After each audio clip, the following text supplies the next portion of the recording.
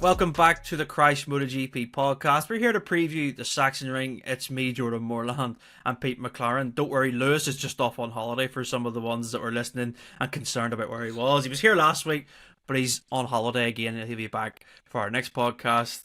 So you'll have to make do with me and Pete, which I don't think is a bad thing, so it isn't. But yeah, we'll talk about the Sachsenring, and we'll also talk about the breaking news that happened last week about Liberty Media completing their acquisition of MotoGP. Yeah, Pete, I think we'll start there with Liberty just before we get into the actual racing stuff. Finally done. It's been a year and a bit now since we first heard about it. They're in charge now, effectively, but we were just discussing there before. How much presence will we actually see from the new bosses? I imagine, as we said, it'll just be they'll sit and watch the current management team and see how things kind of work and maybe how they can plan for the future. But interestingly, coming off the back of F1's British Grand Prix, where it's a massive sellout crowd, a lot of home drivers for the British fans, we're going to Germany, and there's no German rider. It is a pretty well supported event in terms of crowds. Considering the location, it's hard to get to the Sachsenring, but the German fans turn up. This is a good sort of tester as an opener for the Liberty Media management to see, let's see how these organisers run things in terms of no main rider and how they generate sort of a show for the fans. It's a interesting sort of prospect for them, isn't it? Yeah, it's a good comparison there, isn't it? Because with the F1, as you say, Silverstone absolutely bulging at the seams for Formula One, and yet we've seen for MotoGP really struggling to get the numbers in, and yet, and we've all, or most people believe that not having a home rider is a big part of that at Silverstone for the MotoGP, and yet here we are going to the German Grand Prix, but there's not even going to be a German rider on the grid, and yet last year it was, I think, the second most well-attended event of the year, if you like, behind only Le Mans. Le Mans obviously has Quartararo, has Zarco, so you can see that would be a factor, but it's not there for Germany. So as you say, really, for your Liberty, you're going to want more Sachsenrings, if you know what I mean, aren't you? In terms of events, you're going to want, where it's not dependent on having a home rider, where you can get these massive numbers of fans in. So whatever it is that Sachsenring do, be a great place to start. Looking at that, we know Le Mans obviously is held up as the big example, record-breaking crowd, everything else, all the entertainment is that. But I think, as you say, it's going to be, they should also be looking at the German Grand Prix as well for similar reasons, and seeing that they're doing not quite as bigger numbers as Le Mans, although the track is a lot smaller, but they're doing it without that home rider pulling power that we know is such a big thing. Definitely was a big thing on Sunday at Silverstone, wasn't it, for the F1? Yep. All of the Lando Norris fans, the Lewis Hamilton fans, George Russell, etc., etc. So all the home teams as well. So Sachsenring does a great job of getting the fans in year after year consistently. It's always been, probably going back several decades now. It's massive attendance there. And let's hope for the same this weekend. But yeah, if you're Liberty, I think you're going to be looking at the German Grand Prix and going, right, let's have a few more of these kind of events. Let's see what they're doing well and what we can bring to other events to raise the attendance figures. Timeline wise, as you raised there, I think it's all official now. It's done. It's MotoGP is part of the Formula One group, if you like, in that sense. But yeah, I think it's going to be. We're not really expecting any massive changes straight away, are we? I think it's going to be a case of Liberty will come in, they'll look at what MotoGP is doing now. They obviously have their own ideas. They'll know with all that experience from Formula One. But I think we're not expecting a flick of the switch and everything suddenly changes in MotoGP, are we? No, I think people need to realise that. It's like, I even said to you, like, MotoGP doesn't even need a rebrand because it's literally only got one. And it's like, that's kind of ticked off already for Liberty. Yes, they'll want to add their own elements to the show, essentially, and the broadcasting, I imagine. But yeah, that's my next question to you, Pete. What do you think is their first main objective when they look at the championship now? Say you were a management of Liberty and you'd bought it. What would be your first thing that you would think, I want to add that in? Just, it's an easy fix in terms of the show, but even just the broadcast. What do you think it is? Yeah, I mean, for me, don't know much about the marketing side, obviously, but let's say just on the weekend format, the sporting side of things, I think, and we mentioned this before, I think the sprint grids, could be mixed up a bit to add a bit more entertainment there on a Saturday afternoon. Could the sprints be made more free to air to bring in your point about the broadcasting to try and get some new fans in? I think Sunday mornings are a bit flat at the moment. I think the 10-minute warm up is just not long enough. It's pointless. Yeah. I mean, let's make it longer for the teams with concessions, maybe, or make it longer for the teams that are qualified outside the top 10. Give them an extra 10 minutes as well. Bring it back to the old 20 minutes session, maybe even 30. Give the fans something there on a Sunday morning, because you have this massive Saturday of action at the moment, and then Sunday morning you get a 10-minute warm up, and then they go around on a bus, and then you've got to wait for the races to start. And I think there's an opportunity there to do more on-track action on the Sunday morning, and I think generally. MotoGP's now got this opportunity, being part of this group with a much bigger motorsport, the biggest motorsport in the world, to really get some of that cross promotion, isn't it? If MotoGP Absolutely. could be shown, that's the easiest place to get more fans from, isn't it? Is to convert people that are already motorsport fans over to MotoGP. And for me, that would be the first place to look. Would be look at all those fans at Silverstone. Try and get some of them interested in MotoGP. Show them on the big screen in between the sessions bit about what's going on in MotoGP. Just make people aware of the sport more. I think that's a no-brainer opportunity when you own both of them. Yeah, that's a really good point, and I'll actually back that up by saying that there's a couple of friends of mine. I was actually texting them saying, "Oh well, F1 essentially bought MotoGP," and they were like, "I didn't even know." They hadn't heard about it, and I was like, "Well, there's the thing straight away." In terms of advertising, I do think that Liberty will. I don't want to say, as you say, they could just easily grab fans, but there has to be a point at this year during an F1 Grand Prix weekend, you're going to see MotoGP branding somewhere on either the advertising boards or the advertisements you see on the screen at the circuit. You will see more of a presence, and I think that is an easy fix. The terms you said for on track, I totally agree with the sprint setup. I think you could either, I don't know how this will go down with the riders, maybe have a sprint qualifying on a Friday, just get it out the way, and make qualifying for the Grand Prix more relevant again, because I think I've heard Livio Supo talk about this.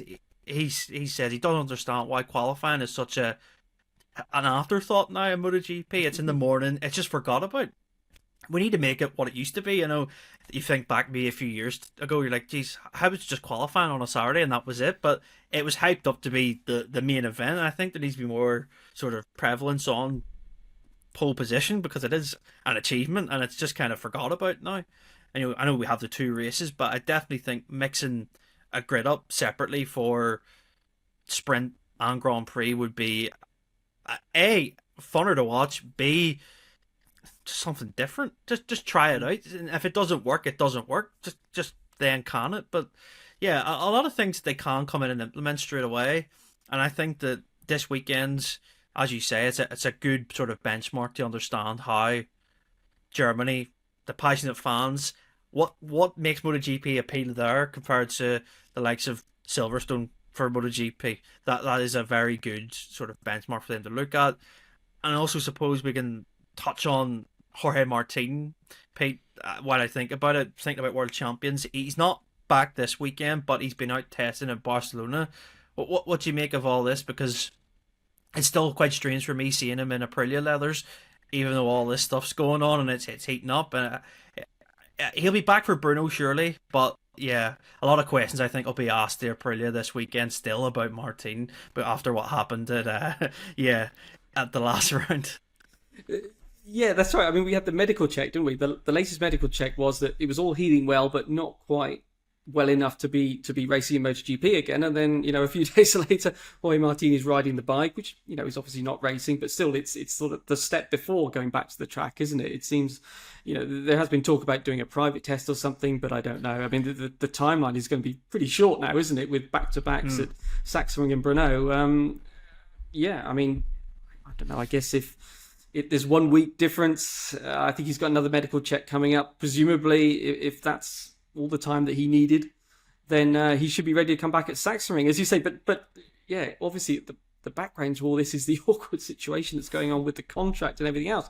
But on the other side of things, both parties have to be professional. They have signed this contract and they need to go racing together. So they've got to make it work, haven't they? You can't just say, well, I'm not going racing because we might not like each other particularly much at the moment, because that's just going to draw in more legal issues. So they've got to kind of separate what's going on off the track from the race weekend stuff, haven't they? And as you say, Yeah. it's really difficult to do. There's obviously going to be loads of questions about what Jorge Martin is planning to do when he comes back. He's been able to avoid them at the moment by not being, at the track and in front of the TV cameras and the media. But obviously when he goes to Brno, which looks like when he will be coming back, it sort of makes sense as well when the track hasn't been on the calendar for a while, so it's going to be a bit new for everybody. So he'll have a slightly less of a disadvantage with missing so much of this season and all of testing. But it looks like he's on the verge of coming back. We can only assume that. No issues at riding the bike.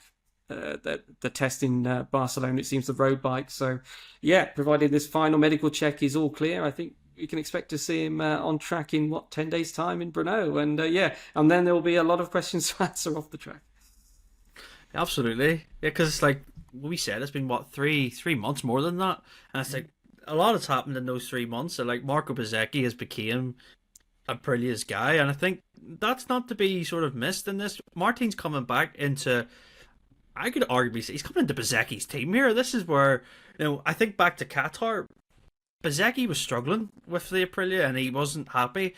And you fast forward to 3 months, he's won a race, he's been on the podium, and it's like Martin must be feeling a bit of pressure there, even though obviously say the contract stuff is very sort of complicated. He's still got to ride the thing, and it's like Bezzecchi's not hanging about, and even the likes of Raul Fernandez, who's had decent results the past few rounds. It's like Martin has to come in here and try not to, how can I say, I don't want to say put it in his head, but it almost seems like he's coming in as a rookie almost. Is that fair to say, Pete? Like he's very sort of, when's the last time he'd done a full weekend? Barcelona 2020? Yeah. So like that's nearly 9 months ago? That's an awful long time, isn't it? It is, and he's going to feel that pressure, and it's going to be a bit like in Qatar where he came back, and you've got to remember he's coming back from injury. The last thing he needs is another accident, so he's going to have to deal with all that pressure, as you say, and sort of the expectation from the other side of the garage that Bezzecchi's bringing to the team of this is a winning project now, and we saw double podium at Assen. It's a top 3 project, and that in itself is bringing pressure, as you say. It just adds to it, doesn't it? So it's going to be a lot for Martin to. He's going to have to really sort of settle into the weekend and not be distracted by that. But it's as we say, there's so much going on off the track. The Aprilia contract, the pressure from Bezzecchi, the expectation, especially when we know that the contract issue, if you like, is to do with performance, and then you've got Bezzecchi who's showing that the Aprilia is a race-winning bike. I think they're up to second in the constructors now as well. Right? Yeah. They're on the way up. Obviously, it was a difficult start to the year, partly because they lost Martin, who was, as you say, supposed to be their star guy, their number one guy, their team leader, everything else. And Bezzecchi has grown into that role, as you mentioned. So really, it's not going to be easy for Martin to come back, well, literally mid-season, isn't it? That'll be the halfway point of the year, into what you could arguably call, Bezzecchi's team almost now. Yeah, if I was Marco Bezzecchi, I would take my sprint medal and my trophy from Assen and put it on Martin's seat when he walks into the garage, just to remind him. Because I know those two don't really see eye to eye, and I think, a bit of mind games there, just to remind him of what he's done. And also, while it's in my head, Bezzecchi, since I think Silverstone, has scored the 3rd most points over the class. He's only behind, obviously, Marc and Alex Marquez, which is a brilliant achievement when you consider who he's ahead of. You're thinking of Pecco, he scored more points than since Silverstone. Yeah, Bezzecchi's turned the season right around, and I'm excited to see what he can do at Sachsenring. I suppose we can get into the preview straight away, Pete. I mean, I done a graphic yesterday on social media, and I shared all the winners since 2002. When you get to 2013, and then you look up to 2021, there's one name that kind of stays there, and it's Marc Marquez, obviously, World Championship leader, loves Sachsenring, done all his winning there with Honda, hasn't won there since 21. I know there's been surgeries, injury, and last year, he pretty much banged himself up on the Friday, and probably could say it cost him the win, but he still had a 2nd place after, I think he was 13th on the grid last year. The weather's looking a bit iffy. It looks like it's going to be wet for the majority of the weekend from what we have seen so far. Is anyone going to stop Marquez, or is it going to be himself? Because this is his track, isn't it? It is, as you say. You think of the Sachsenring, you think about Marquez, don't you? The two just go together. But that does bring pressure, doesn't it? Expectation that, and Mark's already spoken about this, hasn't he, at Assen, where people almost expecting him, right, well, he's going to take pole and win both races, even before he's even got there. And he's been keen to point out that, okay, the last few races have gone better than he hoped, haven't they? Flowing tracks where he said it would be more difficult. And he's ended up winning. He's on a win streak of 3 doubles at the moment, isn't he? Yeah. In a row at tracks that quite often, most of them he hasn't won at for quite a few years. So it's kind of logical that you're coming to his most successful track. You think, well, how can he be beaten? But as you say, the first thing is the weather, and the second thing is that there is a lot of pressure on him to win at a track that should suit him so well.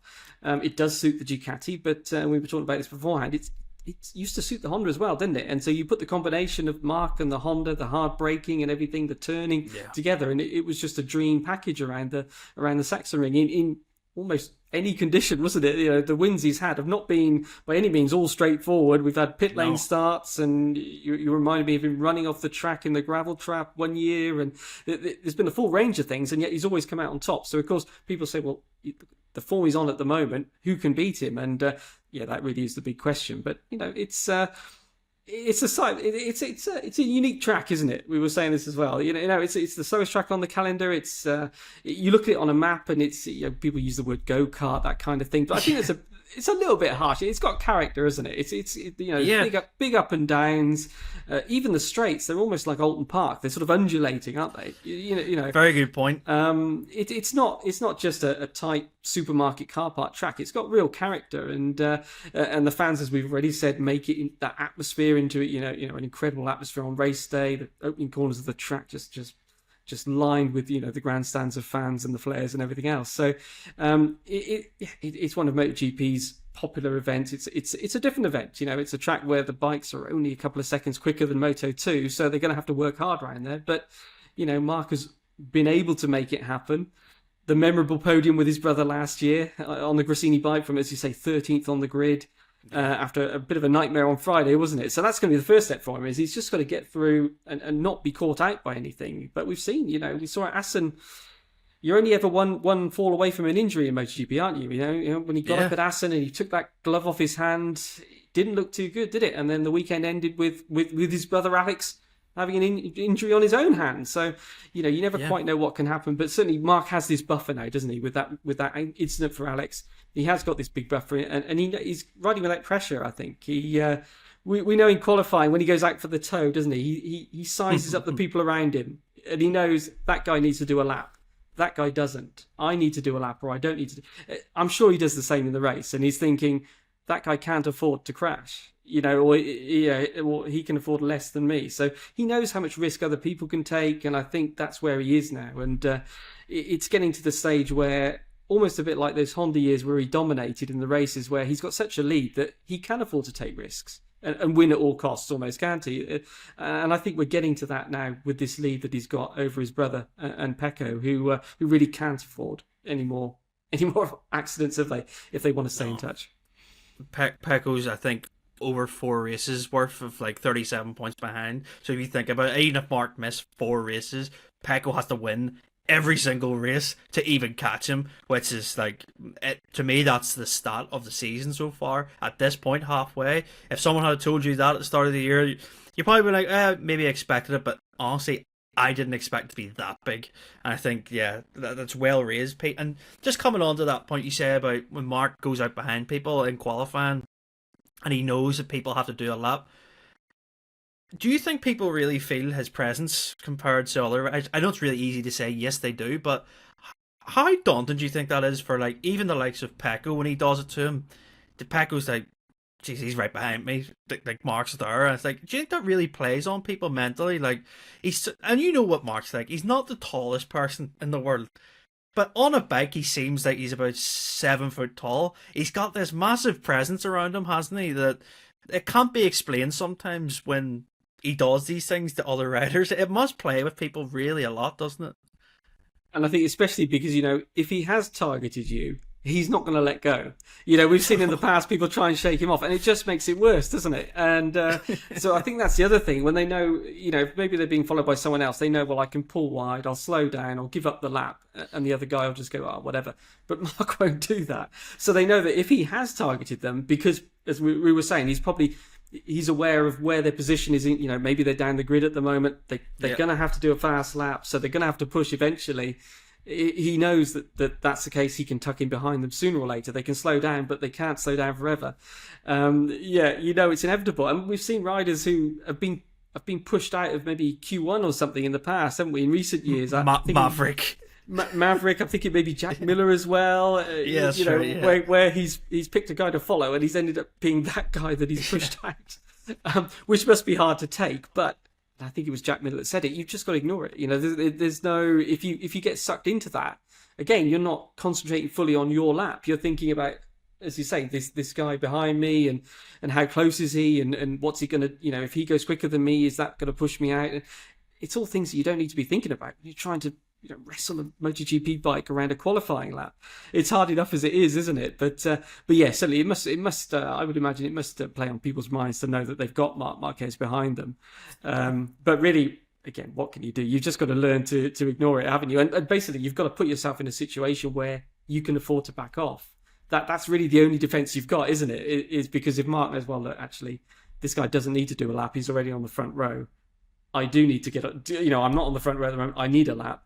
That's the only time when he has no choice but to sort of give up and go for it on his own. So, the key is, and we've seen, I think, Bagnaia do this a little bit, go a bit out of sync with people, haven't we, in qualifying, and try and get do a lap a run in quicker. Yeah, that's right. Yeah, when the others go into the pits, that sort of thing. Maybe that's how you sort of battle against it. But probably, let's face it, this weekend it'll be people looking to get a toe from Marc, I would imagine. Yeah, no matter the condition, you're right, Pete. I think if it's in the wet or the dry, he'll have a train behind him, so he will. And I don't think it bothers him. I don't think he cares, to be honest, because I've said it before. I think Marc knows how to play the game perfectly, and he simply does not care what people write on social media about him. He will just do as he pleases, and I think that, it's that killer mentality, isn't it? That no one really can kind of stop him, because he's so headstrong that way. It's like, well, I don't care, I'll just do it anyway. It's such an attitude to have, isn't it? Yeah, and just, you reminded me that, and just really, let's be honest, he doesn't complain about it. That's the key thing, I think, also. When people follow him, he doesn't complain, and that's, I think, fair enough. If he was following people and then complaining when other people followed him, you'd be like, come on, you've done it enough times. But in fairness to him, I can't remember anyway. I can't remember him ever complaining that other people were getting a toe from him. So if that's the case, you've just got to learn how to play the game, haven't you? If you're the other guys on track of them. Yeah, it's a tough one. So it is. It's a tough one when he's the fastest guy on track, and then you're thinking, why is he behind me all of a sudden? That must be, mind games at its best. Coming on to Alex Marquez, Pete, we've had nothing confirming that he's going to be back as the time we record on this, but imagine he'll do another check tomorrow with the doctors to get the all clear. He should come back this weekend. If the conditions are wet, should help him even more, but I suppose it's more for Alex's sake now. He knows that Marc's going up the road. Is he looking over his shoulder thinking, just maintain this gap to third place with Pecco? Is that Alex's priority now, considering what happened at Assen? I think that makes sense when sort of damage limitation. And we saw at Assen, didn't we, the questions of should he have attacked Marc and everything else. I think, this injury just is a reminder that, just be aware that you're having a fantastic season. Really, your rival is Pecco now for second. Whatever Marc does is kind of out of your control now because of the points advantage that you've raised previously, Jordan. It's too big now, really, for Alex to realistically worry about at this stage of the season. So really, he's just got to keep, bringing the points in against Pecco and limiting the damage on the days when he can't beat Pecco. And then seeing where he's at the end of the year, because there is this assumption that the GP25 should get faster, shouldn't it? And so Pecco should get stronger. We know that they've been chipping away at this front end problem that he's got. So, it's sort of shaping up for a big battle between Alex and Pecco come the end of the year. But at the moment, Alex does have this decent lead over Pecco that really he wants to protect at all costs. And I think this finger fracture will just be a reminder of that, of, just get points out of these next two races. They go into the summer break, 3 weekends off. He'll be fine by Austria at the end of that, and then look at where you are and look at fighting a bit harder from there, I suppose. Yeah, good track for Alex last year. Obviously, as you mentioned, Pete, both the Gresini riders and Mark on him getting on the podium. I expected if he was fully fit, I would think, yeah, let's see how close you can actually get to your brother here, just to see, because they were pretty evenly matched last year. Yes, granted, Mark was pretty banged up from the Freddie crash, but still, Alex has potential around here, and I wouldn't be surprised if he was inside the top 5 if he came back this weekend, no matter the condition, because A, the bike's amazing in any condition, and B, once you get through that mental barrier of just, okay, there's no real pain there, the adrenaline kicks in, Alex should go back to where he is, and that's at the front. Other riders, I suppose we can look at, talk about Pecco. He, of course, haven't mentioned he did win here last year after Jorge Martin decided to throw it away with a couple of laps to go. Pecco's got his hands full with plenty of things. He's got to deal with his teammate, Alex, even Bezecchi at this point, giving him a bit of chip the front end of the bike.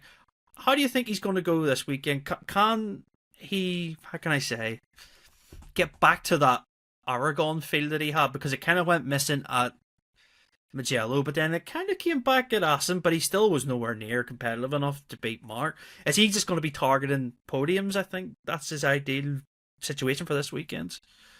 I guess he can sort of play the Marquez sort of role in the previous races where Mark was sort of bigging up how well Pecco and Alex go at the sort of fast-flowing tracks, isn't it? He can reverse that, and Alex as well, can sort of reverse that this weekend, can't he? Go, well, this is Mark's track, you know, we're going to have a tough job to get anywhere near him. Just put all that pressure and expectation onto Mark. And then if he does, because actually, as you point out, it's not a bad track for Pecco. I mean, he was closing on Martin, wasn't he, last year? And it was just shaping up for a great battle. And probably the pressure of Pecco closing just made Martin make that mistake. So unfortunately, we missed out on the battle. But Pecco was really, you know, he was riding strongly in those closing stages. And so, yeah, you know, Pecco's... There's no reason why he can't be fast around here. And if he does, as I say, if he does, you know, take the fight to Mark, it will be almost, oh, okay, we didn't see this happening at Mark's track. So it's an opportunity for Pecco, you know, to try and make a step. I think the concern will be that at Assen, and we saw this in the MotoGP Unseen videos, everything else, where he's saying that, you know, Mark is so strong in the braking zones at Assen. And of course, there's braking zones at Sachsenring, the bottom of the hill, you know, turn 1. Those areas really play to Mark's strengths. And if that's where Pecco is still losing to Mark, then again, it doesn't bode too well for taking the fight to him. But on the other hand, let's see if his team can keep. They have been getting closer, haven't they, with his front end problems? He was fast in qualifying. That's the first step. He's qualifying ahead of Mark, wasn't he? I think at Assen on the front row. Yep. If he can get on the front row again, let's see, you know, can he again shake things up in the early laps, especially with the weather and everything else. The pressure's off, I think, Pecco this weekend as far as taking the fight to Mark. But it's an opportunity, yeah. I think certainly with the weather as it is, you know, Pecco's a good rider in the wet. Normally we didn't get to see it at Le Mans because of the incident at turn 1, wasn't there, with tangling and everything else. Yeah. So that was a shame there, but you know, Pecco's good in the wet, so I think it's an opportunity to come in a little bit more under the radar. But certainly we saw again at Assen that he's not satisfied with not putting up a fight, shall we say? You know, just finishing on the podium. Yeah, it could be good in terms of the championship, especially if Alex is struggling. But Pecco, especially at the halfway point of the season, he's expecting more than that, isn't he? He's won one race, and that was because Mark fell off in Kota. So you know, we know he wants to be fighting at the front, so it's going to be a case of can he manage that expectation on his own side versus the expectation on Mark to win? Yeah, I think he might take some confidence. I'm looking into it here, maybe a bit too much, that Mark at circuits, say, as you say, Kota and Jerez, where he was expected to win, both times he made mistakes. So maybe Pecco's thinking, is third time going to strike for me and I'm going to get the Sachsenring to come into my favour again? But yeah, I think just trying to chip away at the gap, and obviously I think he needs to look at Alex, as you say, as being like, right, if I can beat him, if he's here, fully fit or not, that's the key for me. And I think, yeah, just being on the podium will be, I don't know if it's satisfactory for Pecco, because he still wasn't happy after Assen. Gigi was saying to him on the podium, put a smile on your face, come on, you've done a great race, and Pecco still wasn't kind of happy. But that's racers for you. They always want to do better and want to win. KTM we can look at, Pete, kind of didn't really talk about them after Assen, but Acosta and Viñales, P4, P5 in the Grand Prix, I'm not going to say they've made a step, but Bastianini was in ninth place. Binder still having real struggles with the front end, but I don't know if there's been a switch of mentality, or I know Acosta's talked about trying to copy what Vinales is doing in terms of his riding style, but it seemingly is paying off in littler steps. But those two have been, I think Vinales has been the most impressive KTM rider this season. A circuit that Vinales actually goes okay around. The KTM, I think it's okay around Sachsenring. It's not too bad. I remember Oliveira nearly beat Marquez in 21, but that's 4 years ago, and it's very different now. But surely KTM come in here with a bit of confidence, thinking maybe we can close the gap to Aprilia and Bezzecchi, because I think the Aprilia is going to go very well. So it will. Yeah, I think the KTMC seem to be sort of converging on a sort of a setup that they can all use, and a riding style that they all need to try and use with that bike. And as you say, Costa seems to be trying to go a bit smoother because he's never been great in the fast flowing tracks. His natural style is a bit more like Marc Marquez, the heavy braking and things like that. And he's trying to learn sort of when to use each one of those strengths, isn't it? And Sachsenring, he'll be able to use the hard braking at the end of the track and turn one, and then you've got the long corners in between, and that's going to depend a lot on things like the rear traction and how well the bike turns. What was it? Ducati 1, 2, 3, 4, 5 in last year's race. So it's tricky in that sense. As we say, though, the weather, the weather could shake that up. But yeah, Costa and Vinales have emerged ahead of the other KTMs, haven't they? And they seem to be getting into. They seem to be finding some momentum. I mean, Vinales since Qatar really, and now Acosta a bit more as well, where they're able to be fast, sort of week in, week out, not sort of up and down, which I think sets them back a bit sometimes otherwise, because they think they come in going, well, I had a great race last time, and then things go wrong, and then you've got to go back to the drawing board. They've been able to build, and I think they're looking stronger.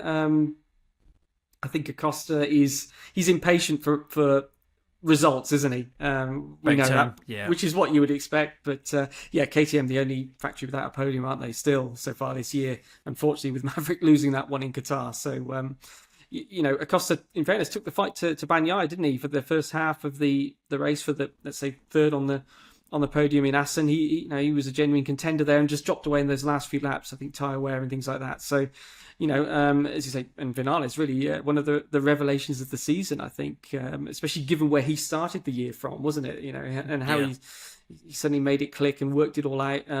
But yeah, the fact that the KTM guys can kind of feed off each other, it seems a bit now that if you've got a similar sort of bike setup, they're similar riding style, they're learning a bit from each other. And yeah, I think we're all waiting for obviously Binder to come back and get that confidence he needs to be pushing up there with him, and Bastianini. Let's see. I mean, there's been signs of, or sort of glimpses, hasn't there, of progress, but at the moment he's still a step behind Acosta and Vinales. So yeah, it's a tough task to take on the Ducatis at the Sachsenring, but I think if they can keep this momentum going, and they need to qualify well, isn't it? That's another big thing for the KTMs. Absolutely. Yeah, we'll see what happens. I think weather-wise should suit them. If it's wet, it should in theory, but we'll see how it goes with the KTMs. They're always so difficult to predict. Honda, we can look at, and the Yamahas. I mean, just said before recording, it's been 3 years, Pete, since Yamaha won a race, and it was at the Sachsenring with Fabio Quartararo. It's the last time that they've won and Fabio's won. It's incredible how 3 years have passed, and obviously very close to Silverstone. Again, Assen, brilliant pole position, but then in the races just can't live with the other bikes, can he? He's on a different level in terms of the other Yamaha riders, his pace, but he's pushing that bit too much. And yeah, just unlucky for Fabio, really, at Assen getting caught up with the Aldegar and that Mir incident and having to avoid all that. But what do we expect for the Japanese brands? I expect that if it's wet, Zarco's going to be rubbing his hands thinking, well, could be a chance here for a podium again, or even better. But yeah, it's tough for these Japanese manufacturers at the minute. I thought there was real progression at that middle point of, like, say, from April to the start of June. It's kind of, they've not really delivered in race trim, I don't think, since Silverstone, really. Yeah, they've had the sort of the inconsistency, which is so frustrating for the team and the rider, isn't it? When they think, okay, we're onto something, we've got something that's going to work here, and then suddenly it doesn't, and they realise that what they had previously would actually work better at another track. Yeah. than the new setup, shall we say, or the new parts. And it's. I mean, who would have imagined, as you say, when Quartararo took that win at Sachsenring in 22? If someone said to him, "You won't win for another 3 years," I'm sure he'd think you were crazy. But who would have imagined that? I mean, it was just. It's amazing that it did sort of stop so abruptly, isn't it? In that way. And I mean, Quartararo good at Sachsenring in the past, former winner, obviously. The Japanese bikes tend to turn well normally. They normally have a good front end, which helps with all the long corners and things like that.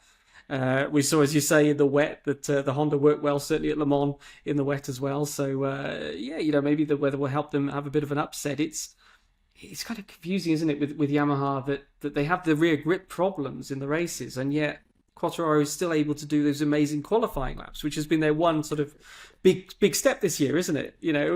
That's their one big positive, I suppose, is 4 pole positions. Yeah. Normally when you qualify well, it means because you can put heat quickly into the tyre and everything else. That normally means that you're strong at the start of a race, and then maybe you use the tyres too much. But we have this situation where he's able to do the qualifying lap, the time attack, and yet they struggle for grip in the race. And overheating, too much spin seemed to be what all the Yamaha riders were talking about at Assen, certainly. And sort of one thing leading on to another. You spin out of one corner, and then you're backing the bike in too much to the next corner because it hasn't cooled down by the time you get there. And so it's sort of. It just sort of tumbles one thing on top of another, and it's frustrating for them because, especially starting from pole position, to sort of have that decline and in the races, it must be difficult for especially Quartararo. And we've heard all of them talk about overtaking issues, haven't we? Which is no doubt linked to the rear grip and not getting out the corners well enough. So definitely work in progress. I suppose we should say, speaking about Yamaha, we have had the Brno test, the private Brno test. We've had the first pictures come out, haven't we, of the V4? Yeah. That came from I think some local photographers that were there. Didn't come from Yamaha, which is a bit of a surprise, I suppose, but because they would have known that there was Moto2 teams there was other people there. Would have been possible. But we've seen the Yamaha now, a bit of a different rear wing, everything else. We don't know the lap times yet. We're all still waiting for that, aren't we? But no official lap times have been released. But the V4 is progressing, and presumably, if all goes well, we'll see it wild card with Fernandez later in the year. That's the plan, isn't it? So wait and see for that. Yeah, as Pete says, if you go on Twitter, Instagram, you'll see all the videos and photos. I mean, from the photos, it looks very different, but it still looks like a Yamaha to me. Like, it still has that Yamaha look when you think about how Honda kind of changed their DNA of their bike, even with the new aero and stuff. The Honda doesn't look like how it did, say, 4 years ago. But when I looked at the V4, and obviously you have to change so much of it, it still looks like the Yamaha. Still, you can still see that DNA there. And I think that, Pete says no times. I'd love to know the times, to be honest, because... Yeah, I imagine Augusto Fernandez is getting pestered in his WhatsApp groups, being like, how quick is it? How's this here? And he's probably telling people when he shouldn't be. But I think it's good to see it's exciting for MotoGP to see a project come out of how you could say, just out of nothing really into what people have said for so many years. Why are they not doing it? And they have delivered it. It's quite cool in terms of an engineering setup, but I think we'll see it in a wild card. Probably Motegi, I think. Just for where it is. I think that'll be my guess. But let's see how Yamaha go this weekend, and let's see how Honda go as well. I don't know, Pete, if Luca Marini is going to be back. Nothing confirmed yet. Maybe he will be. I don't know if he's going to try and... Because there was no sort of confirmation of how he was after the Brno test. Right. But it's hard to know if he's going to go there, or instead of just, straight to the Sachsenring, he might wait a week after. But who knows? We should say another Honda rider is definitely out, isn't it, in the form of Songkyak Chantra, who's got injured training, unfortunately. So we know that he's out, and no news on any replacement for him yet. He's out for the next 2 races, so the back-to-back of Sachsenring and Brno. Sounds like he'll need surgery for ligaments, which could be... It's a bit nasty, that. Yeah, a long recovery there, but fortunately for him, the summer break is after that. So, coming just after his first MotoGP point, unfortunately, we're not going to see him for the next 2 races at least. We might see Nakagami back in, Aleix, somebody like that. Marini was saying previously, wasn't he, at Mugello, he thought he'd be about 80% for Sachsenring, wasn't it? As you also say, we haven't heard the outcome of the test that he did at Brno. That was sort of to see how he felt on the bike. Is he ready to come back? But that was what he expected. He expected to be sort of 80% fit enough, which he thought was good enough to ride at Sachsenring. And then obviously the following week at Brno as well. So yeah, let's see. I think probably we'll see him back. It's been about a month, isn't it? But serious injuries from that Suzuka accident, wasn't it? So yeah, he's going to be in a fair bit of pain, but still, ahead of his teammate in the championship. So we know that the whole Honda lineup is up in the air, and this all comes back to the Jorge Martin thing as well. So yeah, if you're Mir, Marini, Zarco, everyone at the moment is going to want to be fighting for points and their relative position in the Honda hierarchy with some big decisions coming up for the 26 lineup. Yeah, let's see what Honda say about Marini, and let's wait for confirmation. Like as I said, time of recording, nothing is out there about when he's coming back or if he'll be back this weekend. One thing I'd like to say as well, I'd love to know what the genetics are of him and Valentino in terms of, as brothers. They can recover rapidly from injuries, which, as you know, from Rossi in the past, breaking legs, then he was back like 2-3 weeks later. You're thinking, well, how do you recover so quick? Is there a secret here? But yeah, it's really nice to see Marini back if he is, because as Pete says, the list of injuries, you were thinking he'd be out for at least a few months, but let's see how he goes. And I think that's really it. We've covered everything. We'll have our podcast back of the review out on maybe Sunday evening, Monday morning, just to get it out there for you guys, because I know you appreciate it a lot when we get things out quicker. And yeah, let's see if anyone can stop Marc Marquez. Personally, my money is on him doing the double, but you don't know with MotoGP, and you don't know with the weather. I'd like to see maybe a surprise in there too. Like, subscribe if you're watching on YouTube, 5-star review on Apple and Spotify, and we'll see you next time.